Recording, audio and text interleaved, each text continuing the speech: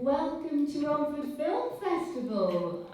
So we just watched two amazing short films, which I really enjoyed. So who have we got? I'll go down the line and let you all introduce yourselves. I'm Maia Kipping. I'm a co-writer on 2K5. I'm Nicole, Pott, co-writer and director of 2K5. I'm Nicole as well, Nicole Sarah Fry from Lies on the Line, and I wrote and directed and did a few other bits and bobs for the film. Julian, Butterworth, cinematographer and editor for Lies on the Line as well. Fantastic. Well, welcome today. Lovely to see you all. So I'm going to start with you two, and then obviously I'll come to you as well. I was really moved by your film.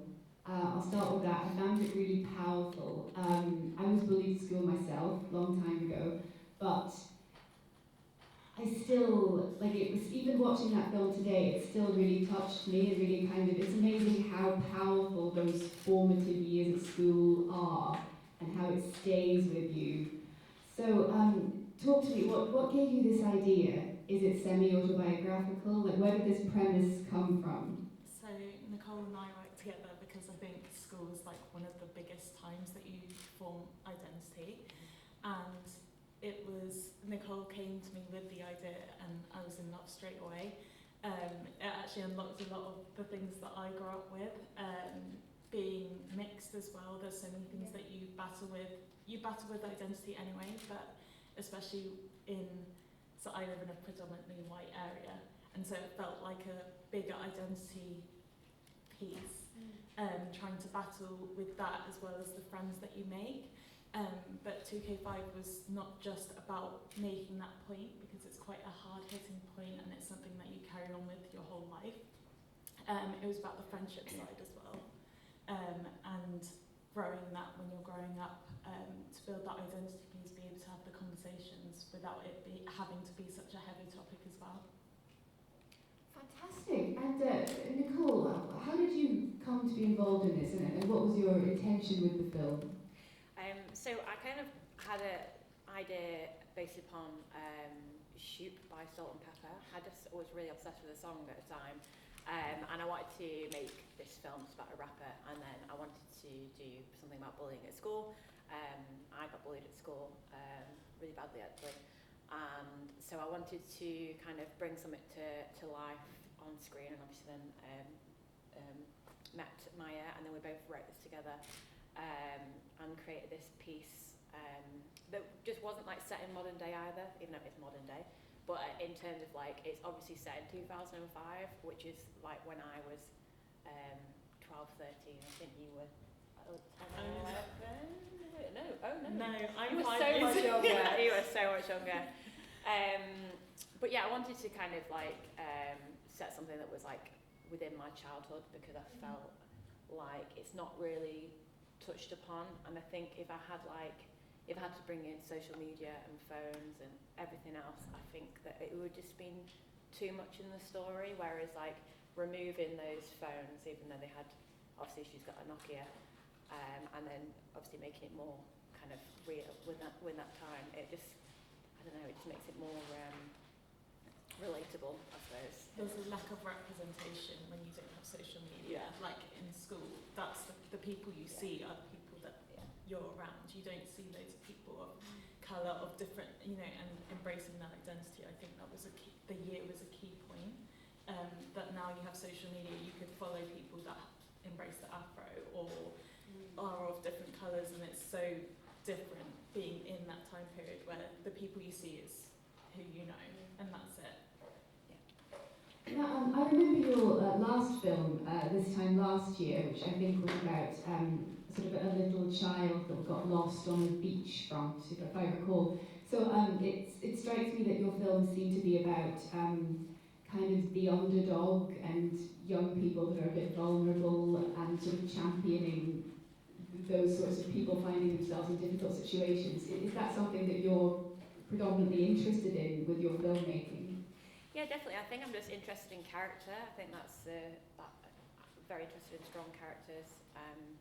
Sometimes having a strong character and then breaking them down. I was really fortunate that I had a film called Powerless that won here in 2020, and that had a similar thing. It was a young woman who lose their brother, and it's about her experience of grief and how it affects her.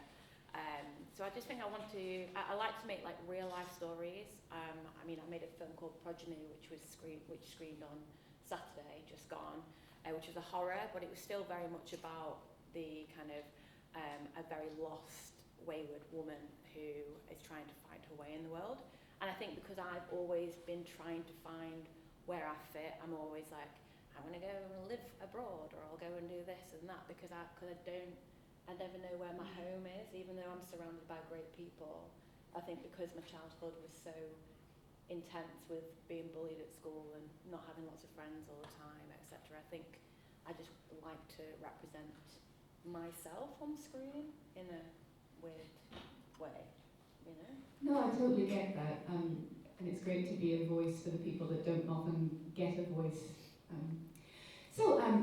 You guys sitting here at the end of the table, talk to me about your film. I was really struck by the aesthetic. It looks amazing. OMG, where did you find that house with that yellow kitchen and all this beautiful stuff on screen?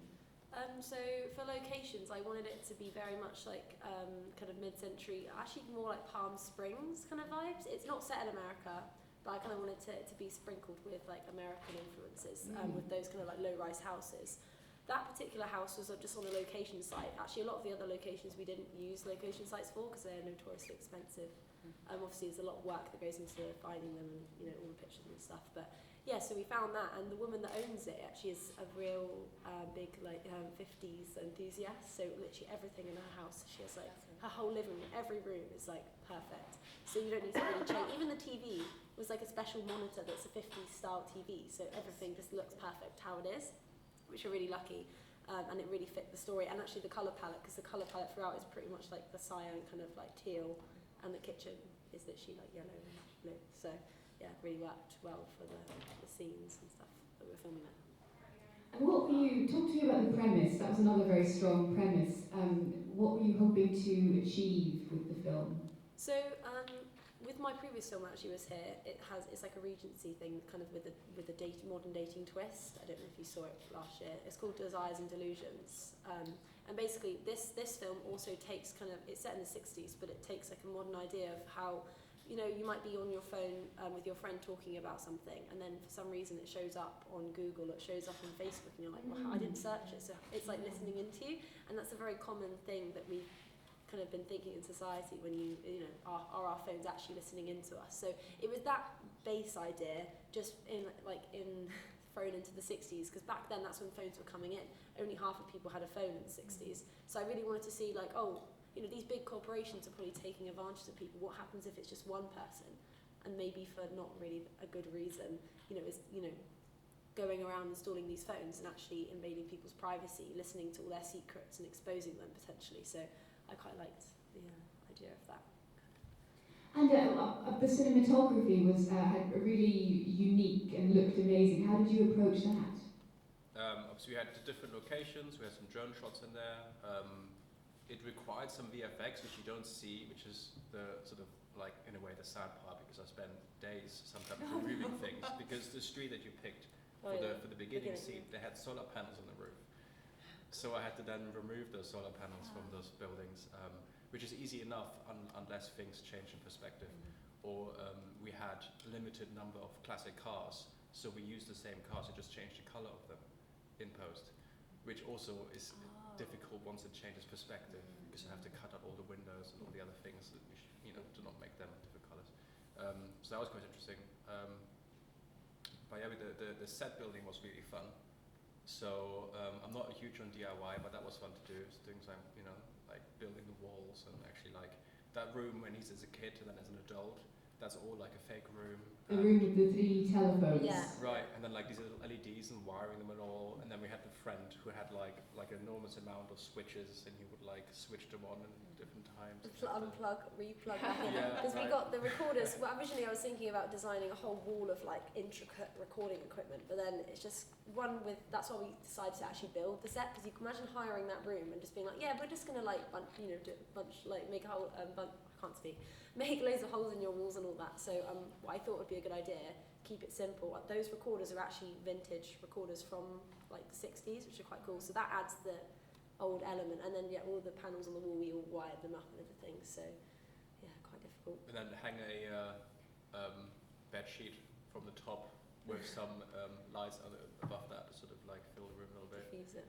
And it was good fun. It worked. Never built a set before like that, so that was really cool. And we had that effect where the sun would rise, so he's in this room doing this time lapse sequence, and then he's like typing all these messages out as the sun is rising. And that's just like a lamp that was shining through the window and like remote controlled, so it'll be more intense. And there's a picture behind it that Nicole drew on the day that we were filming as well. So like you took like a huge canvas, and just from a picture I took off my phone of the other house from the window, Nicole just like quickly with, what was it, watercolor?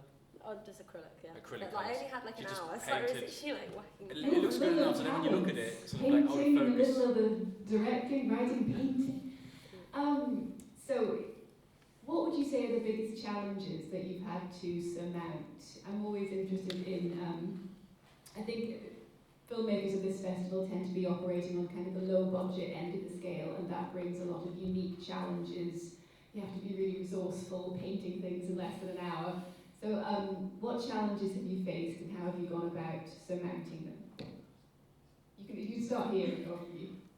I definitely think anytime you do an era piece, it's like every little detail, as you guys will know, like every little detail that you don't even necessarily think about when you're like creating it, until you're like, right, that can't be there because it wasn't made at the time. And clothes, like simple clothes that you think are simple, is like, no, that's not of the era. So I definitely think era pieces are like the big thing of being aware of, because I feel like less and less films are necessarily dated to modern day, just because there's so much technology and everything going on.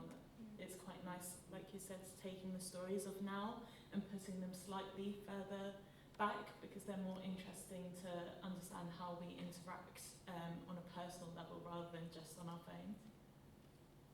Absolutely. And what about you, Nicole? Yeah, I think I agree with that.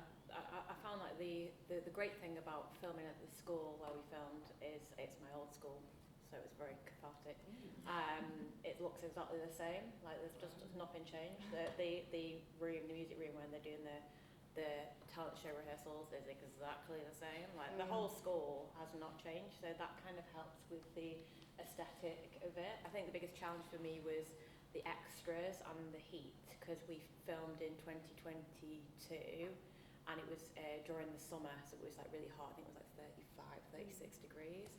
So the main thing is obviously working with teenagers. I mean, obviously I think the lead cast was maybe 8, but on top of that I had 50 teenagers of extras just to fill out like the hall and stuff like that, and it was just so hot. It was hard to do, but it was good. I think I learnt a lot as a director. Like I wouldn't be afraid now to go and work with lots of extras, because I kind of understand that process. But I think that was kind of the most difficult, is just the heat and the Crowd wrangling. the menu crowd wrangling. And Nicole? Kind of going on from what you were saying, actually, I feel like when you're doing period pieces, it's obviously going to be more difficult in basically you're making it more difficult in every way possible, apart from if you're doing sci-fi. But it's also knowing when to stop. Like, there's only so much detail you can possibly go into. Like when I did the costumes, I found the props, you know, like I did, like you can't, there's only so much you can spread yourself thin. It's like, where do you place your priority? You don't have someone where that's just their priority. Like on a big project, they'll have it like just props is just one, like 5 people's jobs. So it's knowing like how to balance it. I think it's really important. And also, like I feel like just because when you're doing a period project, obviously a lot more money goes towards like the locations and the costumes, but then you sacrificing crew. But then obviously it's quite hard to balance, I think, basically, because when we on Lies on the Line, we didn't even always have a lighting person, or not every day. So it's like having to try and make it look its best without having the people actually there. So with our first film, it was just me and Julian doing like everything. So yeah, it's hard. And also, I feel like it's like, depending where you are, it's quite hard to actually find these people, like, unless you're doing it like a bigger budget, like it's fully organised with like producers, and like fixes and stuff like that. So I don't know, just finding the right people for your project as well. I feel that understand it. Vision.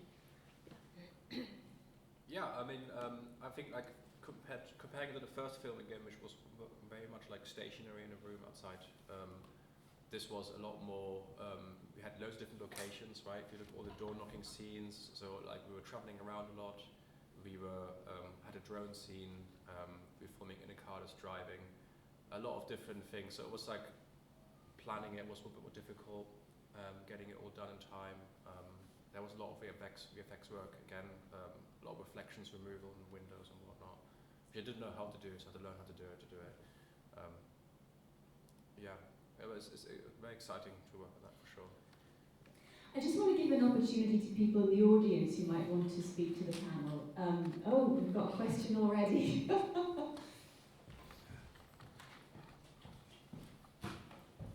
roving microphone. So what was your best budget saving tip whilst making your movies? And this is to like everyone. Doing everything yourself. So with our first shot, well, this one I kind of picked out the costumes and stuff. For example, instead of, if you're doing a period thing, if it's set kind of anything from like 1920s to today, I actually would advise just going to vintage shops and just buying costumes. Like you'd buy a dress, whatever, for £20. It might seem a lot, but hiring a costume, I went to a big hiring place which had amazing stuff, but then you have to pick it up. You have to pay £190 minimum just for one outfit for 1 week. Once if something goes wrong with the filming, then you have to hire it out again. So I would say either making costumes like I did in the first film. Obviously, you don't have to pay anyone to do that. You don't have to pay hire, or just sourcing it yourself, like buying stuff. That's what I'd say, costume wise. Good tip. You've got great skills. Don't really have a choice. You just keep saying you're doing this. I was like, wow. Budget saving tip. I mean, it's not really a budget saver because it sounds awful, but I was really fortunate that people would give their time for free for a few days, so that kind of helped because that budget, I mean, most of it was out of my pocket. For UK5 was about 12 and a half. But I think if I paid everyone, I think probably would have been about 35k. Now, obviously, I do believe it should definitely pay crew, guys, obviously, when you can. But obviously, if people are happy to pop over and make a film for a few days, that's quite nice. Maybe also just using local people where possible as well. Like all the teenagers, all the extras, they just were like from a local arts organisation because they just wanted to be involved with the film because they could just be on screen, and that's what kids want. Yeah, and just kind of using local things. I was going to say, I think an amazing thing that Nicole does is whatever film she's working on, the first consideration is local people in the local area. Even with Progeny, it's like using the people that are talented around the area, which means obviously you save on travel, but you're also expanding your pool of amazing talented people in different areas that might not have necessarily been discovered otherwise. Absolutely, and it's so important to give opportunities, I think, to people based outside of London. We've gotten into this sort of tradition of just hiring actors in London and bossing them up to wherever and then bossing them back down again, and it's so strange whenever there's talented people on your doorstep. I have to draw this to a close. You're all so fascinating, but unfortunately I'm given a sort of time limit for these things. So, final question. I'm interested in hearing about your future plans as filmmakers. You can talk about the future of these films or just your journey in general. What are you hoping to go on to achieve? So I'm slightly out of film now, but I'm constantly inspired, so I definitely feel like... What are you doing now? I'm a social media manager. Oh, congratulations. Sounds more exciting than it is. Lots of marketing. But I have some stories that I definitely want to go back to developing into film, so it'll be a lot of writing going forward. So I'm in development now for 2 features. So Wonderland, which was screened last year, which you mentioned about, it was BAFTA longlisted in 2023. So it got picked up to be developed into a feature, which I've been in for about a year now. So I mean that'll be another couple of years, and then I've just been attached to another feature end of last year, which has been development developing for several years now. And then other than that, I wrote a novel which came out last year, and I'm currently writing book 2, so that just takes up all my time. And that's kind of it, really. That's a lot. That's impressive. Goodness me. And Nicole, my other Nicole.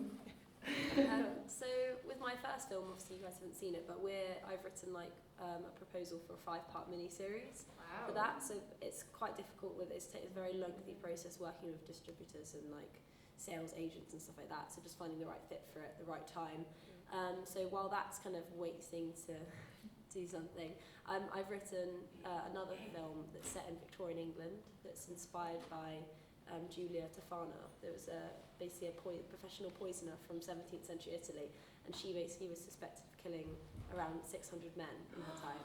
So she helped women buying with it was like with makeup and stuff, and she would basically sell it to people, and it would be poison. They'd poison her husband. So it's basically inspired by her kind of story, but it's set in England in a slightly different time. But yeah, so kind of again, it's I really want to see this series.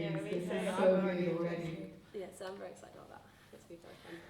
Yeah, obviously like happy to be involved with the next project with Nicole, and so I think looking to maybe start doing that towards the end of the year. So I'm going to start planning for that, and other days just otherwise doing commercial work and doing other filming work. Well, thank you guys so much for coming here and sharing your wonderful films, and all of us at Romford wish you the best of luck going forward with your new projects. Round of applause, please! Woo!